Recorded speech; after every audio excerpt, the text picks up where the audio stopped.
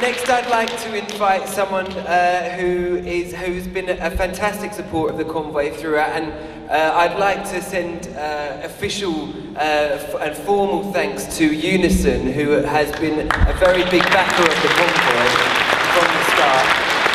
And I'm very, very pleased to introduce their Assistant General Secretary. Please welcome Roger McKenzie.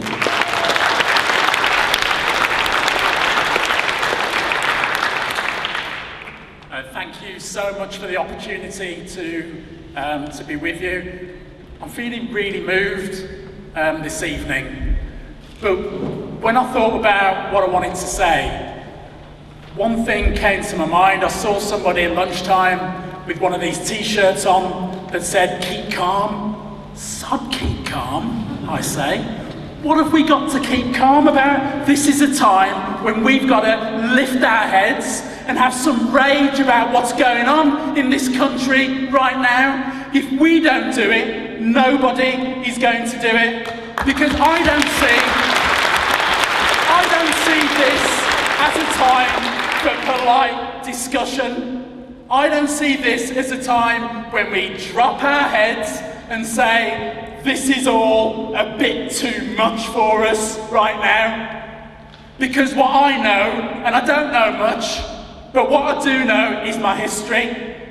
And what I know about our history as working people is that when we've stood up together, that we have achieved everything that we wanted. When we've stood up together, when people have said, you can't do that, you can't achieve that, you'll never get those rights that you stood up for. I know that when we did stand up, we did achieve those things. So, stop being calm. Let's say what it is that we want. We want to stand up for refugees, and we want to stand up against racism, because are you like me? Have you ever seen it as bad as it is now? Have you ever seen it as bad as it is now? Because I'll tell you what I see when I go around communities and when I go around workplaces. What I see is people who think that it's okay now to make the kind of comments that just a few weeks ago they would have never made in public.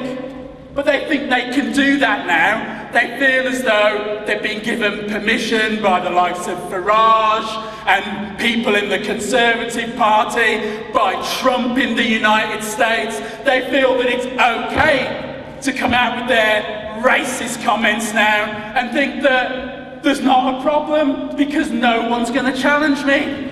But we have to be the ones, don't we, who are doing the challenging. We have to be the people who are standing up.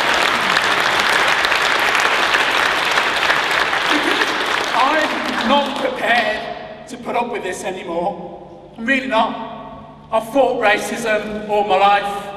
I've put up with people calling me everything under the sun, about the colour of my skin and about my parental heritage mixed in with the colour of my skin.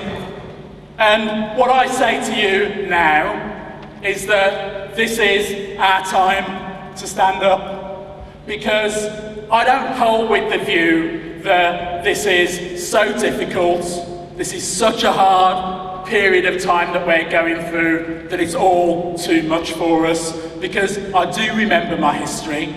And my history, again, tells us that there are loads of people who went before us and fought for all of the things that we are standing here and we are campaigning for right now. There are people who went before us and held that torch up for us to continue with. And what I say to you is that do not go gently into that dark night, but let's rage against the dying light. This is our time now. Stand up and fight.